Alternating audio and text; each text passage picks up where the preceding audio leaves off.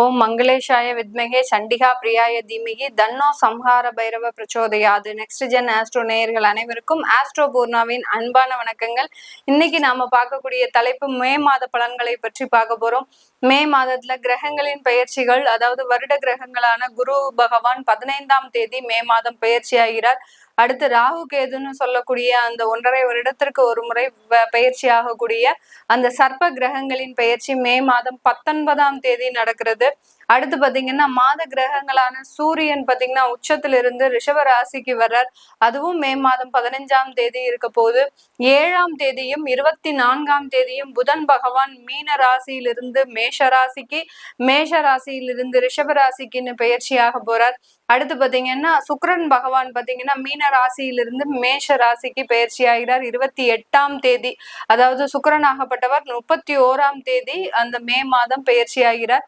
இந்த மாதிரியாக எல்லா கிரகங்களும் பயிற்சியாக கூடிய ஒரு மாதமாக தான் இந்த மே மாதம் இருக்க போது. இந்த மே மாதத்துல அக்னி நட்சத்திரம்னு சொல்லக்கூடிய வெயிலின் தாக்கம், வெப்பத்தின் தாக்கம் அதிகமாக இருக்கக்கூடிய அந்த அக்னி நட்சத்திரம்னு சொல்லக்கூடிய பஞ்சாங்கத்துல போட்டிருக்கும், எல்லாரும் பார்க்கும்போதே தெரியும்.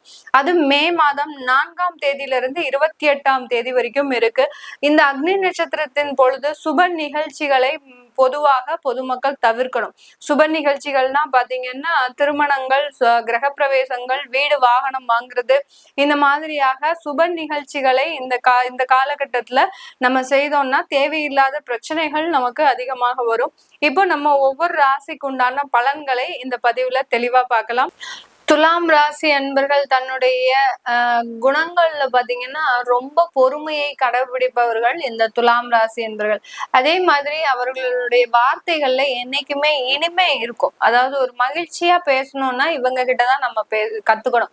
அந்த அளவிற்கு ஒரு எந்த ஒரு துன்பம் இருந்தாலும் துக்கம் இருந்தாலும் அதை மறைச்சிட்டு அப்படியே வெளிப்படையாக ஒரு சந்தோஷத்தோடு ஒரு மகிழ்ச்சியோட பேசும் குணமுடையவர்கள் இந்த துலாம் ராசி என்பவர்கள். தன்னுடைய வாழ்க்கையில மற்றவர்களின் நலனுக்காக மட்டுமே வாழ்பவர்கள். சுயநலமே இருக்காது இந்த துலாம் ராசி என்பவர்களுக்கு. அந்த சுயநலம்ன்றது இவர்களுடைய வாழ்க்கையில பார்க்கவே முடியாது. ஒன்னா அவர்களுடைய பெற்றோர்களுக்கு வாழ்ந்திருப்பாங்க, அவர்களுடைய சகோதர சகோதரிகளுக்கு வாழ்ந்திருப்பாங்க, தன்னுடைய குழந்தைகளுக்கு வாழ்ந்திருப்பாங்க, அடுத்து பாத்தீங்கன்னா தன்னுடைய மனைவி குழந்தைகளுக்காக வாழ்ந்திருப்பாங்க. இப்படி தன்னை சார்ந்திருந்தவர்களுக்கு தான் இருப்பாங்களே தவிர தன்னுடைய சுயநலம் கருதி எல்லாத்தையுமே நம்ம பேர்ல வாங்கி வச்சுக்கணும், ப்ராப்பர்ட்டி எல்லாத்தையுமே நம்ம பேர்ல வாங்கி வச்சுக்கணும், நம்மளுடைய மனைவி பேர்லயோ நம்மளுடைய குழந்தைகள் பேர்லயோ எதுவுமே இருக்கக்கூடாது அப்படின்ற மாதிரியான எந்த ஒரு சுயநலமுமே கிடையாது. எல்லாம் வாங்குறதே பாத்தீங்கன்னா கல்யாணத்துக்கு முன்னாடி பெற்றோர்கள் பேர்ல வாங்கியிருப்பாங்க, அடுத்து கல்யாணத்துக்கு அப்புறம் தன்னுடைய மனைவி பேர்ல வாங்கியிருப்பாங்க, மனைவி கணவன் பேர்ல வாங்கியிருப்பாங்க, அடுத்து தன்னுடைய குழந்தைகளுக்கு மாற்றம் செய்வாங்க. இப்படி ஒவ்வொரு ஸ்டேஜ்லயும் தன்னை பற்றி ஒரு துளி கூட நினைக்காமல் மற்றவர்களுக்காக வாழும் குணமுடையவர்கள் இந்த துலாம் ராசி என்பர்கள். இப்படி வாழ்ந்து அதிகமான ஏமாற்றத்தையும் அனுபவித்தவர்கள்னா இந்த துலாம் ராசி என்பர்கள் தான். ஒவ்வொரு இடத்துலயும் ஏமாற்றம், ஒவ்வொரு பதவியிலையும் ஏமாற்றம், ஒவ்வொரு தொழிலையும் ஏமாற்றம், இப்படி பலவிதமான ஒரு செயல்களை செய்து அதில் தோல்வியை மட்டுமே கண்டவர்கள் இந்த துலாம் ராசி என்பர்கள். இப்படிப்பட்ட இந்த துலாம் ராசி என்பர்களுக்கு இந்த மே மாதத்துல பாத்தீங்கன்னா உங்களுடைய 6ஆம் இடத்துல இருந்த அந்த ராகு பகவான் வெளியேறி 5ஆம் இடத்திற்கு வராரு. உங்களுடைய 6ஆம் இடத்துல அந்த சனி பகவான் பெயர்ச்சி ஆனது 2.5 வருடங்களாக இல்லாத வேலை வாய்ப்புகள் இப்போ வரக்கூடிய ஒரு நேரமாக இருக்கும். நிறைய துலாம் ராசி என்பர்கள் மீடியா துறையில இருப்பாங்க. அடுத்து பாத்தீங்கன்னா நிறைய ஒரு அழகு சார்ந்த சம்பந்தப்பட்ட ஒரு துறையில இருப்பீங்க. அடுத்து பெரிய பெரிய ஷோரூம்ல எல்லாம் இருக்கக்கூடிய ஒரு நபர்களாக தான் இருப்பீங்க. இவர்களுக்கு இந்த துலாம் ராசி என்பர்களுக்கு நீங்க எதிர்பார்த்த ஒரு மாற்றங்கள் கிடைப்பதற்குண்டான ஒரு மாதமாக தான் இருக்கும். ஏன்னா கடந்த காலத்துல எல்லாம் உங்களுடைய உயர் அதிகாரிகள் மூலமாக அதிகப்பட்ட தொந்தரவுகளை சந்தித்தவர்கள் இந்த துலாம் ராசி என்பர்கள். என்ன செஞ்சாலும் அவர்களுக்கு திருப்தி இருக்காது. என்னதான் நம்ம இரவு பகலாக உட்கார்ந்து அந்த வேலையை முடிச்சு கொடுத்துட்டு வந்தாலும் மறுநாள் நம்ம அங்க அலுவலகத்துக்கு போகும்போது நமக்குன்னு ஏதாவது ஒரு குறைகள் அந்த இடத்துல வச்சிருப்பாங்க. இதையும் மீறி ரொம்ப அமைதியோட ஒரு பொறுமையோட இருந்து அந்த வேலைக்கு உண்டான உண்டான எல்லா நிவர்த்தியும் செஞ்சு வச்சுட்டு வந்தா கூட நமக்கு கிடைக்க வேண்டிய ப்ரமோஷன் நமக்கு கிடைச்சிருக்காது, நமக்கு கிடைக்க வேண்டிய ஒரு அங்கீகாரம் இந்த துலாம் ராசி என்பர்களுக்கு கிடைச்சிருக்காது. இப்படி எல்லாம் எல்லா இடத்துலயுமே பொறுமையா இருந்து இதுவும் சரியாகும், இதுவும் சரியா போயிடும் அப்படின்னு நினைச்சு வந்தவர்கள் கடந்த ஒரு 6 மாதத்துக்கு முன்னாடி பொறுமையின் எல்லை மீறி சில பேர்லாம் வேலையை விட்ட தருணங்கள்லாம் இருக்கு. இப்போ உங்களுக்கு உண்டான ஒரு வேலை வாய்ப்புகள், உங்களுக்கு உண்டான ஒரு அங்கீகாரங்கள், உங்களுடைய திறமைகளுக்கு உண்டான ஒரு நல்ல ஒரு வருமானங்கள் கிடைப்பதற்கு உண்டான ஒரு மாதமாக தான் இந்த மே மாதம் இந்த துலாம் ராசி என்பர்களுக்கு இருக்க போகுது. குடும்பம் சம்பந்தமான நிறைய பிரிவுகள், அடுத்து பாத்தீங்கன்னா குடும்ப ஸ்தானாதிபதியே பாத்தீங்கன்னா செவ்வாய் பகவான் உங்களுடைய ராசிக்கு 10ஆம் இடத்துல, அதாவது 9ஆம் இடத்துல நீச்சமா இருக்காரு இந்த துலாம் ராசி என்பர்களுக்கு.